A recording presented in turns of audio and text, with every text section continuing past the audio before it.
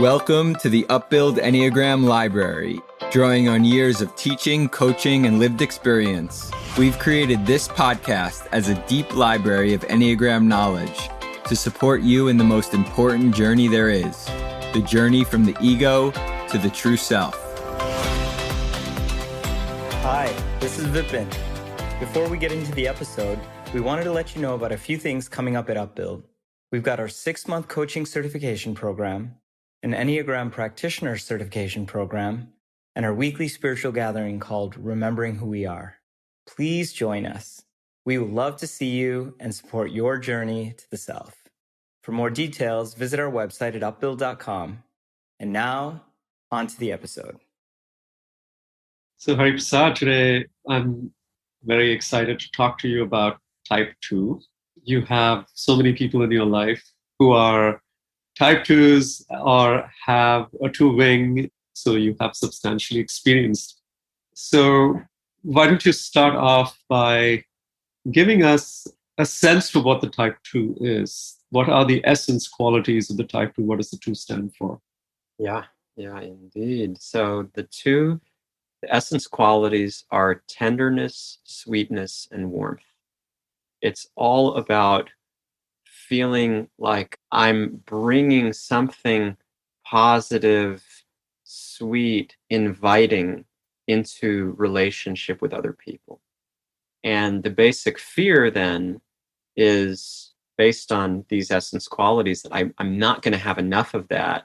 And so the fear is not being lovable enough and not having enough love that makes me worthy of receiving the love from other people. So it's both not being lovable enough, and because, almost like more so, because I won't have the love to bring to the world that makes me worthy of receiving the love that I need so much.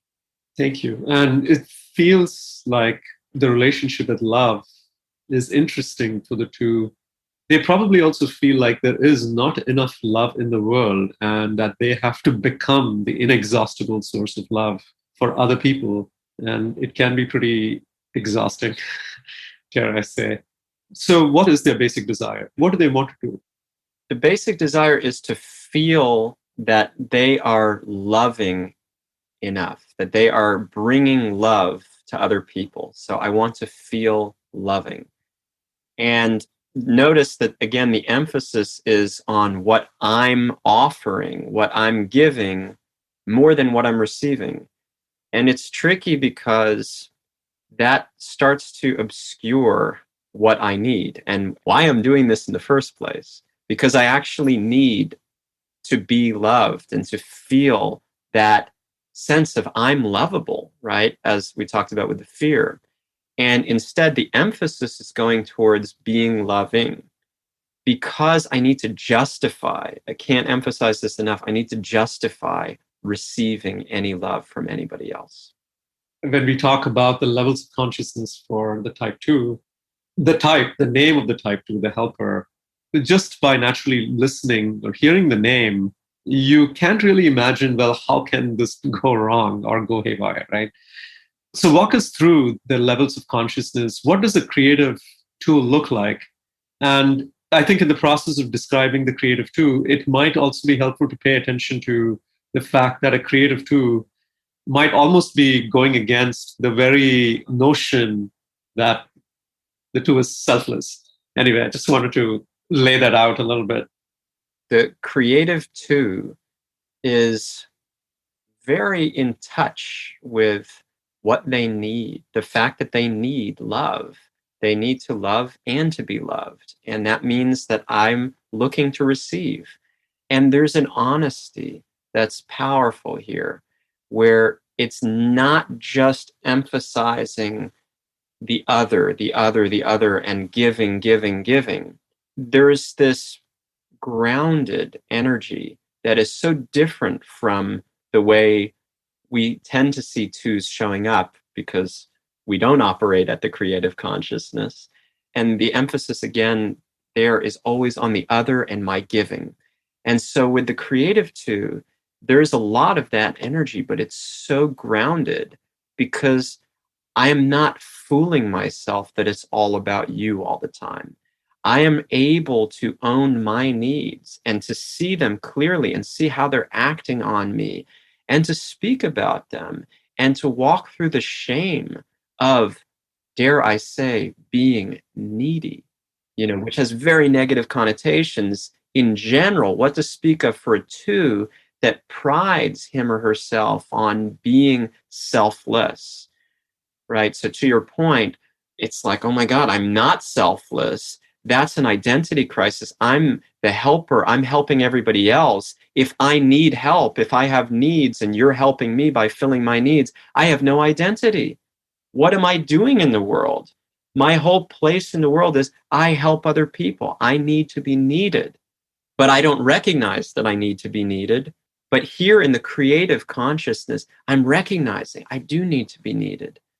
And I can ask for things and I can say humbly, I'm doing this because I want to serve you, because I care about you, but also because it makes me so happy to feel connected with you. And I have that urge in me to be connected.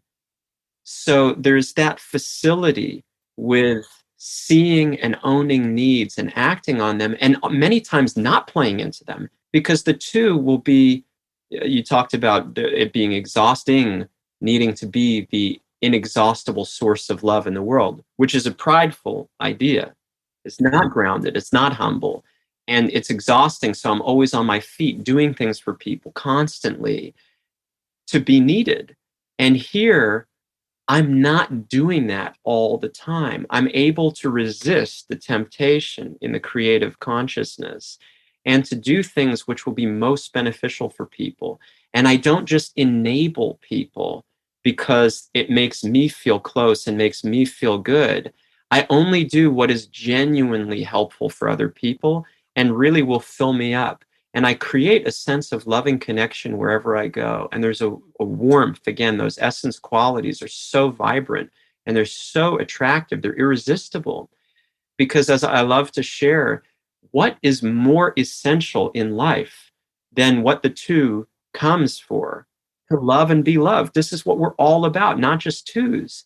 But the twos are so tapped into this. It's the only thing that they are conscious of practically. It's like, I live for this. We all live for this. But the twos, it's like they have blinders on other things in some ways. And they are so focused, so narrowly focused on this most important thing that it becomes a huge strength. And also, again, as they become more integrated at the creative consciousness, they're able to take on the other valuable things in life. So they're not just like pigeonholed, but they bring this loving energy wherever they go. And it is the greatest need for everybody. Thank you. We have experienced this during our workshops as well, that when twos discover their sense of neediness, as you put it, and also that they are not as selfless as they think they are, it's pretty hard to digest that because they hold themselves to such a standard of selflessness. And you also use the word pride around it. Can you talk a little bit about how that shows up in the controlling levels of consciousness? What happens when the two slips into the controlling levels of consciousness? It's painful to acknowledge that I'm human, right? That's really what the two is trying to surpass, my humanity. It's like, no, I'm not human. I can just be the source of love for everybody all the time and be completely selfless and not have needs. That's inhuman. So I'm denying my own humanity. That's what's happening at the controlling consciousness. And the slip into the controlling consciousness is that I don't feel enough intimacy, enough connection. So again, the basic desire is to feel loving, to feel intimate, to feel close at heart. That's my measure. That's my gauge on how am I doing in life. If I'm loving enough, it means there's intimacy. I feel the closeness. That's how I measure it. And so at this point, I'm not feeling that. I'm feeling like some distance. And that distance may be healthy. It may be natural, and we're still very connected, but it's not as close as I want to be. The twos are always leaning in, and it's like, I want to feel this close, like so much that we're intertwined, that may not be healthy all the time. So here, there may be a sense of like a disconnect that is something to troubleshoot, or it may not be something to troubleshoot. It may be just that my desire is to be so intertwined because I'm insecure. So that's what's happening. And then when I act on that, I have to do something. I have to trigger some response in the other person because I'm being triggered by my insecurity. So then to compensate for that, I need to make something happen to spark a connection. And this is what I like to talk about, is putting a little topspin on my serve. It's like there's a little sparkle in my eye to try to connect with you a little bit more vehemently. I look at you with a kind of like, don't you see the love in my eyes? And it can get weird. I can start to massage your shoulder a little bit because don't you feel really good? Isn't that nice when I massage your shoulder? And I can be breaching boundaries here. Again, it's all about you. It's all about you. It's all about you. But why am I really doing it? That's dishonest. The story I'm telling myself is it's all about you, and it's dishonest. It's actually about me. I'm the one who's insecure. You weren't insecure in that moment about that. Or if you were, it had nothing to do with my action, right? I'm insecure, and I'm trying to do something about that to make us feel closer. And the controlling consciousness is all about trying to feel closer to other people, to the point where I start like implanting myself into people's lives. Hey, do you need this? Do you need this? Hey, Rasanat, you work so hard. You do so much for so many people. I see you. My story is you need me to see you. So I have value because other people don't see you, but I'm here to see you. So you need me. And I make you feel so good about yourself. And then I put a little more into it. And I'm like, Rasanat, because you're working so hard, you deserve a break. Let me take something on for you.